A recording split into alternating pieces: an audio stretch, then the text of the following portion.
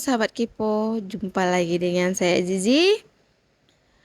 Hari ini kita akan membahas tentang Vera Renzi, wanita beracun dari Rumania. Namun sebelum melanjutkan, jangan lupa like dan subscribe. Hari ini kita akan membahas kisah kejam dari Vera Renzi. Vera Renzi dijuluki Janda Hitam, Nyonya Racun atau Kathleen dari Beckereco. Vera merupakan seorang pembunuh berantai dari Rumania yang meracuni 35 orang, termasuk kedua suaminya, beberapa orang kekasihnya, dan putranya sendiri dengan arsenik. Vera lahir di Bukares pada tahun 1903. Masa mudanya cukup malang. Ibunya meninggal dunia ketika Vera berusia 13 tahun. Dan kemudian Vera pindah bersama ayahnya ke Nagebeskerek, sekarang dikenal dengan kota Zrenjanin, Serbia. Di Nagebeskerek, Vera disekolahkan ayahnya di sekolah asrama. Vera Renzi termasuk siswi yang periang, berteman dengan siapa saja. Namun Vera bukan anak yang malas. Dia tetap belajar dan masuk sekolah. Namun pada usia 15 tahun, Vera Renzi mulai menjadi anak yang nakal dan tidak terkendali. Vera Renzi sering kabur dari rumah bersama teman-temannya atau pacarnya. Vera memiliki sifat patologis untuk terus-menerus ditemani pria dan memiliki sifat yang sangat cemburu dan curiga serta menyukai laki-laki yang lebih tua daripadanya. Sebelum genap usia 20 tahun, Vera melangsungkan pernikahan pertamanya dengan seorang bankir kaya Austria bernama Karsik yang beberapa tahun lebih tua daripada Vera. Setelah menikah, Vera memiliki seorang putra bernama Lorenzo. Karena tidak bekerja, maka Vera Renzi hanya tinggal di rumah setiap hari, sementara suaminya yang bekerja. Namun Vera mulai merasa curiga bahwa suaminya tidak setia. Karena suaminya lebih banyak menghabiskan waktunya di luar rumah. Suatu malam, karena cemburu, Vera meracuni anggur dan makan malam suaminya dengan arsenik. Setelah suaminya meninggal malam itu, Vera mulai memberitahu keluarga, teman, dan tetangga bahwa suaminya telah meninggalkan Vera Renzi dan putranya Lorenzo. Setelah kurang lebih dari setahun, Vera kembali berbohong dan mengatakan bahwa dia telah mendengar kabar tentang kematian suaminya, yang diduga meninggal dunia dalam kecelakaan mobil. Tak lama setelah diduga mendengar berita tentang kecelakaan mobil suami pertamanya, Vera menikah lagi. Namun kali ini Vera Renzi menikah dengan pria yang mendekati usianya. Namun hubungan pernikahan tersebut penuh gejolak. Dan Vera kembali diganggu oleh kecurigaan bahwa suami barunya terlibat dalam perselingkuhan. Hanya setelah beberapa bulan menikah, Vera kembali membunuh suami barunya dengan racun. Dan Vera kemudian memberitahu teman dan keluarganya bahwa dia telah meninggalkan dirinya. Setahun berlalu, Vera kembali memainkan skenario seolah-olah dia telah menerima surat dari suaminya yang menyatakan bahwa dia meninggalkan Vera Renzi selamanya.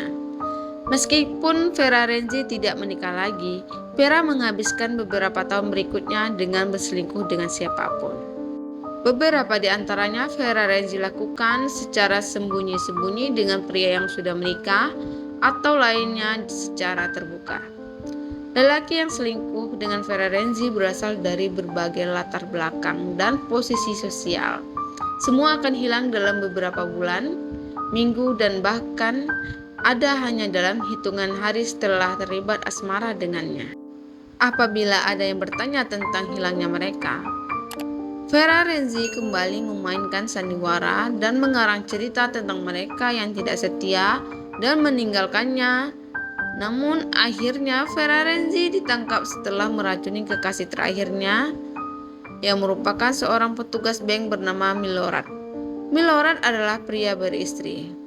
Setelah kematian Milorad, istrinya melaporkan hilangnya Milorad ke kantor polisi. Namun polisi mengabaikan dan berkata mungkin Milorad pergi atas kehendakannya sendiri. Namun istrinya Milorad bukan orang yang bodoh. Dia melakukan penyelidikan sendiri dan segera menemukan bahwa Vera Renzi adalah simpanan suaminya. Istri Milorad melaporkan Vera Renzi ke polisi dan polisi mengirim 2 inspektur ke rumah Vera Renzi. Vera mengakui kepada mereka bahwa Milorad adalah mantan kekasihnya.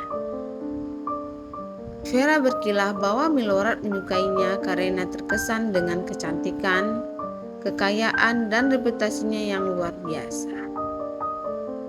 Mendengar penjelasan dari Vera, polisi kembali menghentikan pencarian mereka.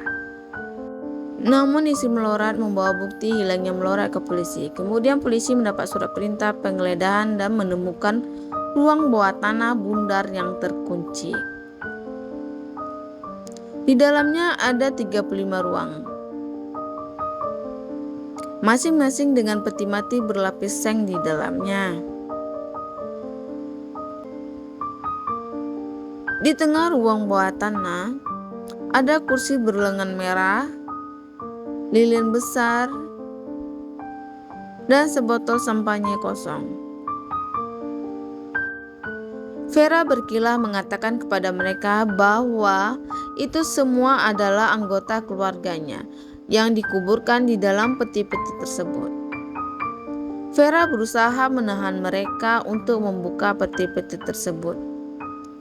Tetapi para polisi bersikeras untuk membuka satu persatu peti mati yang ada di dalam ruangan tersebut. Vera hanya terdiam dan tidak dapat berkutik ketika para polisi membuka peti tersebut satu persatu, dan di dalamnya terdapat tubuh seorang pria yang membusuk.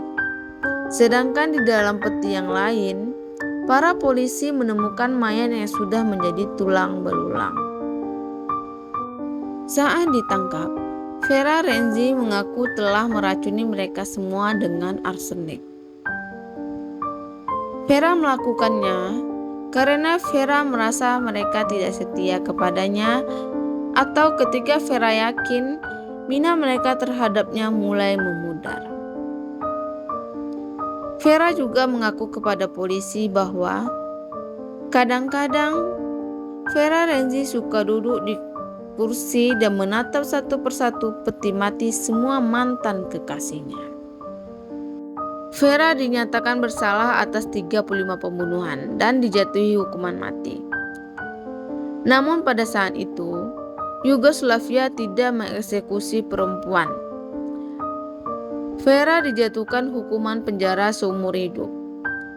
Selama persidangan, Vera mulai menunjukkan tanda-tanda demensia.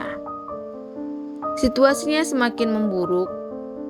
Di penjara, Vera Renzi berhalusinasi, berbicara dengan mereka yang telah dibunuhnya, dan meneriakkan kata-kata kotor. Vera Renzi akhirnya meninggal pada tahun 1960.